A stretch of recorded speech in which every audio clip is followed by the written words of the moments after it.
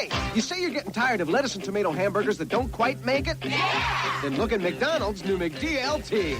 I'm talking quarter pound of beef on the hot side. The new McDLT. Hot, hot. Crisp lettuce and tomato on the cool side. The new McDLT. Cool crisp. The beef stays hot. The cool stays crisp. Put it together, you can't resist. Could be the best lettuce and tomato hamburger ever. It's a good time for the great taste of McDonald's new McDLT.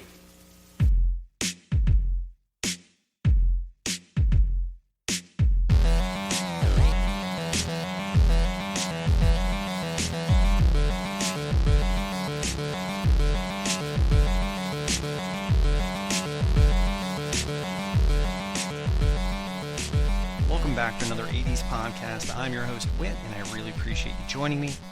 Today, we're diving into one of the most fascinating fast food failures ever created in the McDonald's McDLT.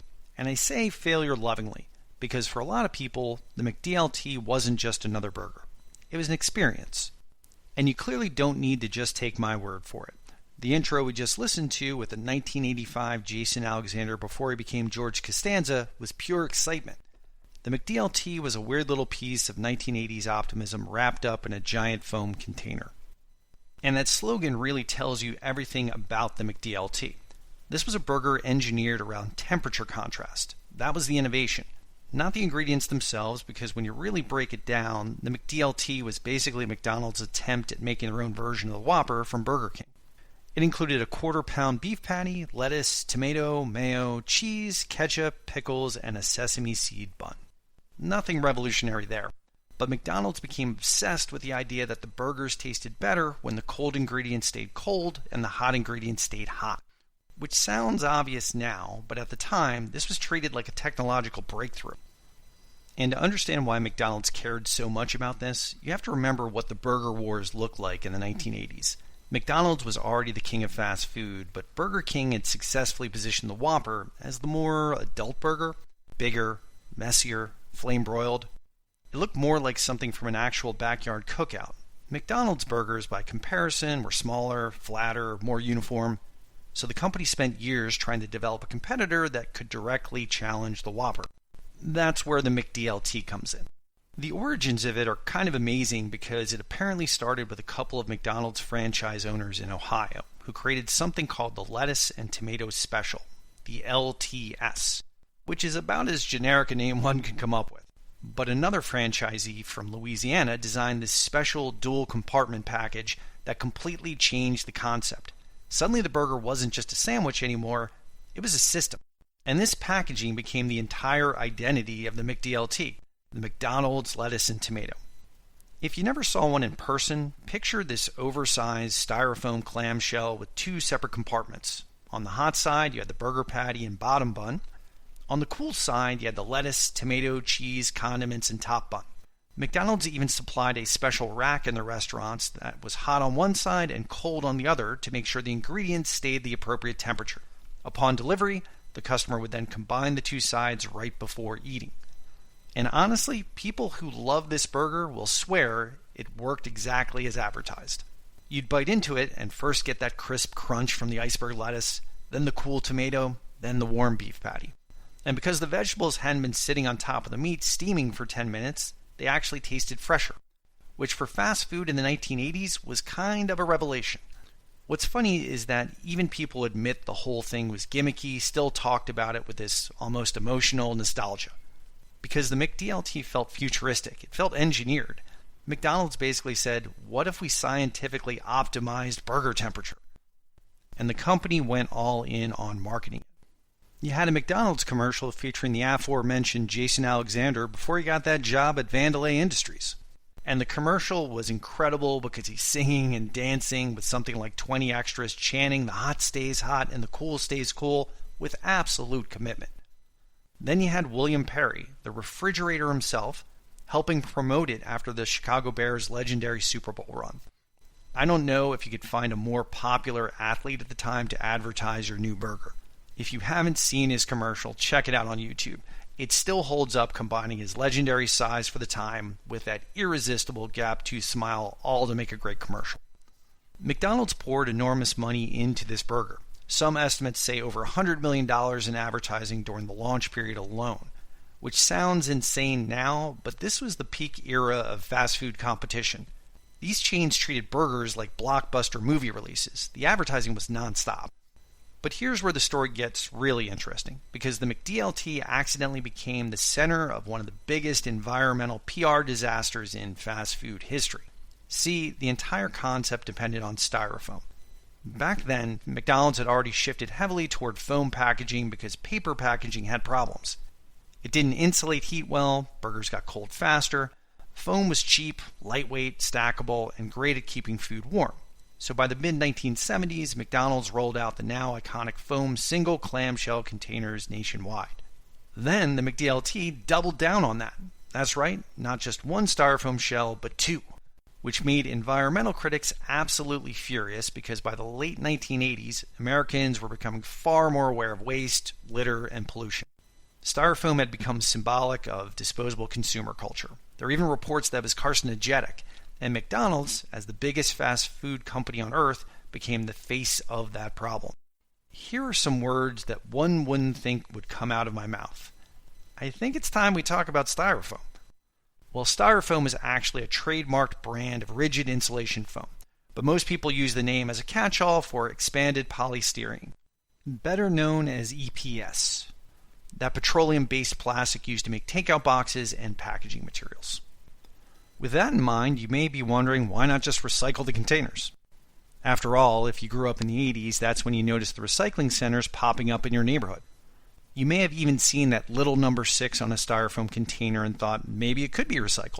Well, it's possible, but it's highly unlikely for several reasons. First is that Styrofoam is comprised mostly of air, up to 98% in some cases. This makes them incredibly light, making it cost ineffective to transport. Trucks are meant to carry as much weight as they can. These Styrofoam containers took up too much space to justify the trucking costs. Sure, McDonald's will pay for shipping of these containers to house McDLTs because they've worked out the profit margins. A recycling company, not so much. Secondly, Styrofoam can be porous, meaning that some of the oils and sauces from the food can get into it. This makes cleaning it for reuse difficult and therefore costly. One of the key factors necessary to recycle materials is they have to be clean. Otherwise, whole batches of material could be contaminated. Now, there are some recycling plants that are capable of cleaning this sort of Styrofoam usage, but they are few and far between. And lastly, materials, especially plastics, are normally compressed before going through the recycling process. Trying to crush Styrofoam, once again mostly comprised of air, wasn't easy. Combine all these reasons, and the McDLT containers weren't exactly green. There were stories everywhere about millions of foam containers ending up in landfills every year. Local governments started considering bans. Environmental groups were now specifically targeting McDonald's. Suddenly, this burger that was designed to feel fresh and modern started looking wasteful and excessive. And what's wild is that internally, McDonald's executives were reportedly panicking. The company tried desperately to save the foam clamshell through recycling programs.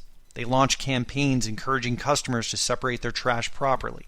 They even partnered with environmental groups. McDonald's distributed educational materials claiming the containers were recyclable. But according to the people who worked on those programs, the recycling efforts were kind of a nightmare. Because think about it realistically. You're asking fast food customers to carefully separate ketchup-covered burger containers from food waste while they're rushing out the door. Most people didn't do it correctly. Recycling plants reportedly received loads of foam contaminated with leftover fries, napkins, soda, pickles, basically garbage soup. Some workers described the smell as unbearable. And eventually, even some McDonald's insiders admitted the whole thing was becoming unsustainable. There's also this fascinating detail where former executives later acknowledged that some of McDonald's environmental messaging during that era would probably be considered greenwashing today. They were trying to protect the brand while scrambling to figure out what to do. Then came the breaking point in 1990. McDonald's suddenly announced it would phase out foam packaging entirely and switch to paper-based alternatives. Publicly, the company framed it around customer perception, basically saying even if the science says foam is okay, customers don't feel good about it. Not exactly owning up to the problem. And once the foam disappeared, the McDLT was doomed. Because the burger only worked if the hot and cold ingredients stayed physically separated. Without the insulated dual container, the lettuce wilted. The tomato warmed up. The burger lost the very thing that made it special. And according to some former employees, there was another hidden issue. Many restaurants weren't even maintaining the special equipment correctly. Remember that rack I told you about earlier about keeping some parts hot and some parts cool? Some locations apparently used ordinary warming stations instead of the hot and cold storage system the sandwich required, which meant customers sometimes got a lukewarm burger with warm lettuce anyway. At that point, the entire illusion collapses. And truthfully, there is something kind of funny about the McDLT concept. Customers had to assemble it themselves. Think about that. Fast food is supposed to maximize convenience, but the McDLT added an extra step. McDonald's essentially said, here's your burger kit, please complete assembly before consumption. Groundbreaking for the time. As mentioned earlier, by 1990, the McDLT was gone. McDonald's later tried similar burgers like the Big and Tasty, but without the special packaging, they just felt like ordinary burgers with lettuce and tomato. The magic was gone because the gimmick was the packaging. And that's really why people still remember the McDLT today. Not because it was the best fast food burger ever made, but because it represented this incredibly specific moment in American culture where a massive corporation spent an estimated $100 million in marketing what was really a packaging advancement. Why simply make a better burger when you can engineer a thermodynamic burger delivery platform? And oddly enough, they kind of succeeded. People genuinely loved eating these burgers. And there's also that nostalgia layer that matters. That's why you're listening to me talk about the McDLT right now. A lot of people remember getting McDLTs during childhood, after shopping trips, after Little League games, during family nights out. The giant foam box itself became part of the memory. Those old McDonald's containers were colorful and distinctive and weirdly satisfying. Fast food at the time felt designed. So for some people, losing the McDLT wasn't just losing a sandwich. Let's face it, not all menu items at your favorite fast food joint last forever. Remember McDonald's Arch Deluxe from the mid-90s? It was the next creation built to take on the Whopper. It lasted about 4 years before being discontinued. And it wasn't just McDonald's that stumbled in this arena. Not sure if you recall the Whaler, but it was Burger King's answer to the McDonald's Filet-O-Fish sandwich. BK released the Whaler not only in the 70s only to have it fail, but came back for seconds in the 80s with it failing again. That's the industry. Sometimes products just aren't profitable. The McDLT's crash wasn't the same though. It, along with the fast food industry, ran into the green wave of environmental groups of the 80s that was already fighting corporations all over the United States. In the 70s, environmentalists were more likely perceived as a bunch of college-educated quote-unquote hippies. By the 80s, there were moms grappling with the thought of Happy Meals piling up in a landfill. That's one of the reasons people remember the McDLT. It didn't just fade away. McDonald's and the McDLT's diehards were defeated. But this wasn't a complete victory for environmental groups either. Like so many situations, it was really just the lesser of two evils. McDonald's switched back to paper packaging, but paper creates its own environmental issues. Food contamination makes recycling difficult. Paper waste in landfills produces methane. So decades later, the fast food industry is still struggling with the same basic problem. How do you serve billions of meals cheaply, quickly, conveniently, and sustainably all at once? The McDLT accidentally exposed how complicated that question really is. So here we come to why this matters, as we always do. Today, the McDLT survives mostly as internet nostalgia. Old commercials on YouTube, retro fast food rankings, Reddit threads full of people passionately defending a burger that disappeared over 30 years ago. Because the McDLT wasn't just a burger. It was a moment when fast food companies believed packaging could change the eating experience. When corporations spent millions trying to optimize the temperature of lettuce. When a foam container became both a marketing triumph and an environmental disaster at exactly the same time.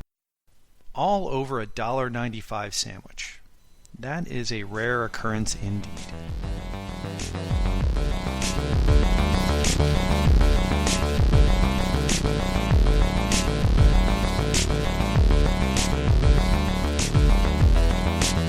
Thanks so much for joining me on this mini episode about the McDLT. On our next episode, we're going to switch things up a bit. I feel like it's almost impossible to have an 80s discussion without 100 trivia questions swirling through my head. but it's not always obvious where to insert those trivia questions into the discussion.